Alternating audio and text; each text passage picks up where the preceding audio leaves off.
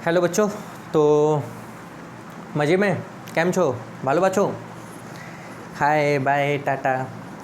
तो नौटंकी तो होता रहेगा बच्चों, घर पे बैठ बैठ के सब बोर हो रहे हैं, नौटंकी तो कॉमन है। तो स्वागत है आपका हमारे इस प्यारे से समझ गए। आइए काम की बात करें, टाइम वेस्ट नहीं करें। आज का हमारा टॉपिक रहेगा Joule's heating effect of electric current.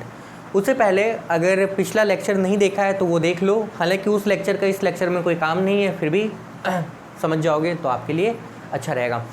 तो बच्चों इलेक्ट्रिक करंट का कुछ इफेक्ट होता है। इफेक्ट क्या है पहले समझो इसको। इफेक्ट ऑफ करंट, इफेक्ट का मतलब क्या होता है बच्चों? चेंज लाना।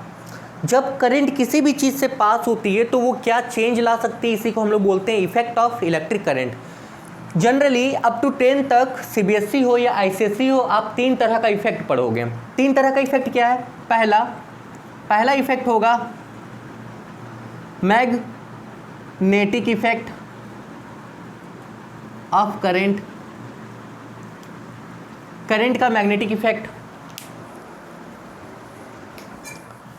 दूसरा हमारे पास में होगा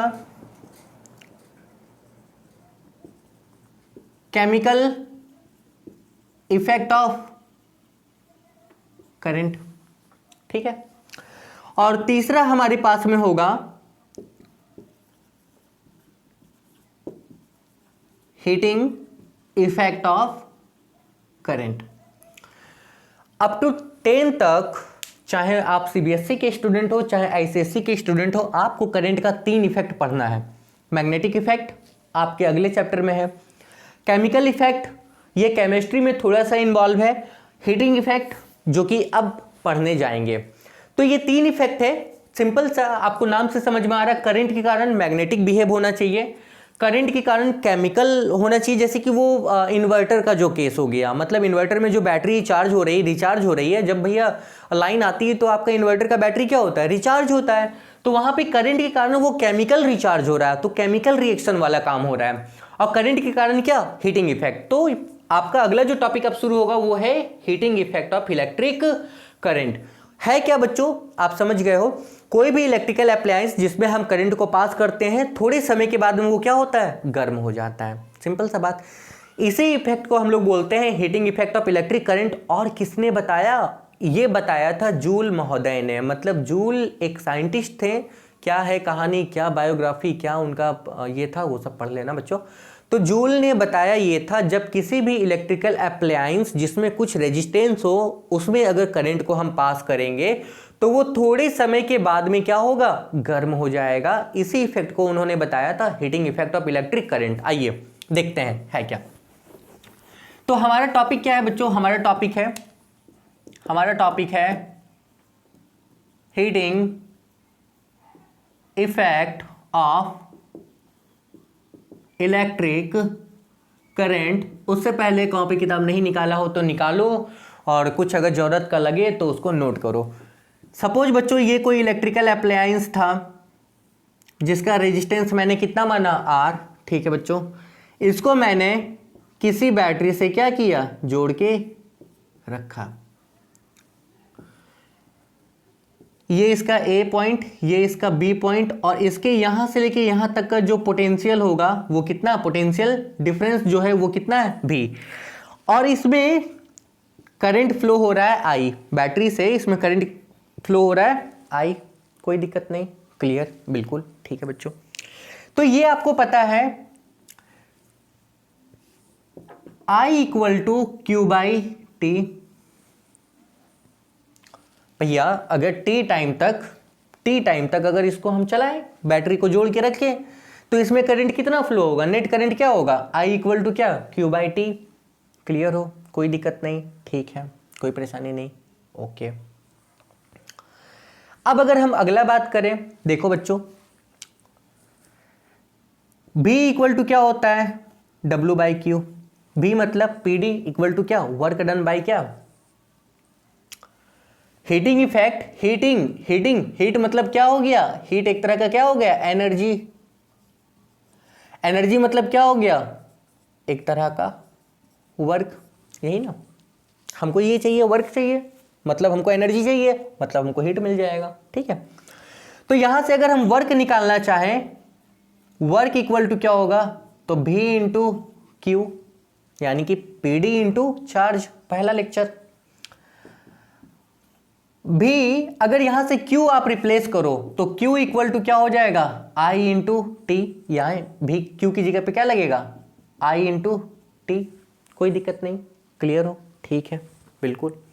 यानी कि आपको जो वर्क मिला वो वर्क आपका हो गया VIT। यहां तक कोई परेशानी मेरे ख्याल से नहीं होगा। ठीक है बच्चों, आइए अगेन, अगर आप देखना चाहो भी को चेंज कीजिए। ओम का लॉ क्या बोलता है, ओम का लॉ, ओम्स लॉ, मतलब ओम महोदय का नियम क्या बोलता था, भी इक्वल टू होता है I इंटू आर। ठीक है, आप भी की जगह पे क्या लगाओगे, I into R into I into T, यानी कि ये आपका हो गया I स्क्वायर आर टी, ये हो गया वर्क। टी समय के बाद ये रेजिस्टेंस इतना वर्क करेगा, कोई दिक्कत नहीं।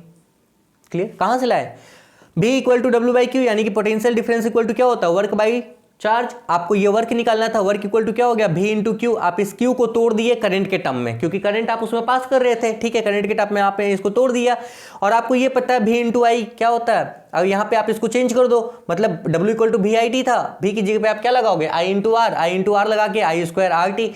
मतलब अगर इस कंडक्टर को या अप्लायंस को T समय तक जोड़ के रखा है, जिसका रेजिस्टेंस कितना था, R था, और अगर इसमें करंट कितना पास हो, I हो, तो जो वर्क डन होगा वो कितना होगा, I स्क्वायर आर टी। कोई परेशानी नहीं है बच्चों? ठीक है, अब जब कोई परेशानी नहीं है तो ये जो वर्क डन था ये इक्विवेलेंट हो जाएगा आपके हीट के, work done is equivalent to producing heat के, यानी कि हीट इक्वल टू आपका हो गया I स्क्वायर आर टी।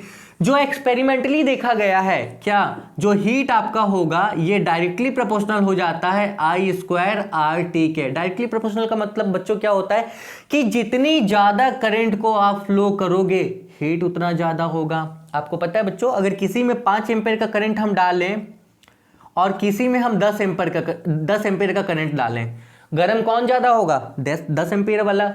भैया आपके घर पे वो जो एलईडी बल्ब है वो गर्म होगा, या वो जो 100 वाट वाला बल्ब है वो गर्म होगा, छोड़ो, बल्ब गर्म होगा या हीटर गर्म होगा, हीटर, क्योंकि हीटर ज्यादा करंट ले रहा है। ठीक है, रेजिस्टेंस अगर बढ़ेगा तो हीट क्या होगा, ज्यादा, और ज्यादा देर यानी कि टाइम अगर बढ़ेगा तो भी हीट क्या होगा, ज्यादा होगा। यही था जूल का heating effect of electric current, मतलब करंट के फ्लो करने से जो इफेक्ट हो रहा है, इसी को उन्होंने नाम दिया था heating effect of electric current. आपसे अगर क्वेश्चन एग्जाम में पूछा जाए what do you mean by heating effect of electric current, the heating effect of electric current is the phenomena in which heat is produced by an electrical appliance after flow of some current। कुछ current के flow करने के बाद में जो heat वहां पे produce होता है उसी को हम लोग बोलते हैं heating effect of electric current.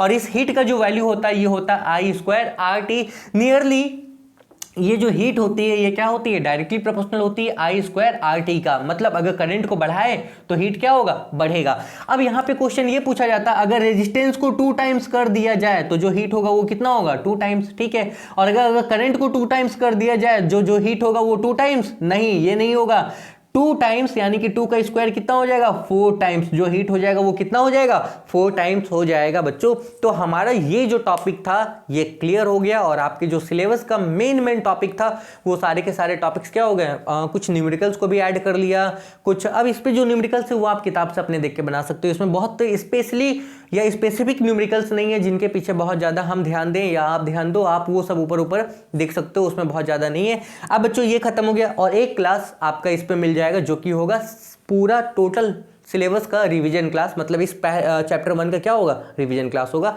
तब तक देखते रहो बच्चों। अगर डिटेल में देखना है तो सारा वीडियो देखो, और अगर रिवीजन इन क्विक रिकेप अगर करना होगा तो आप वो वीडियो जरूर देख लेना। तब तक के लिए all the best and have a good day.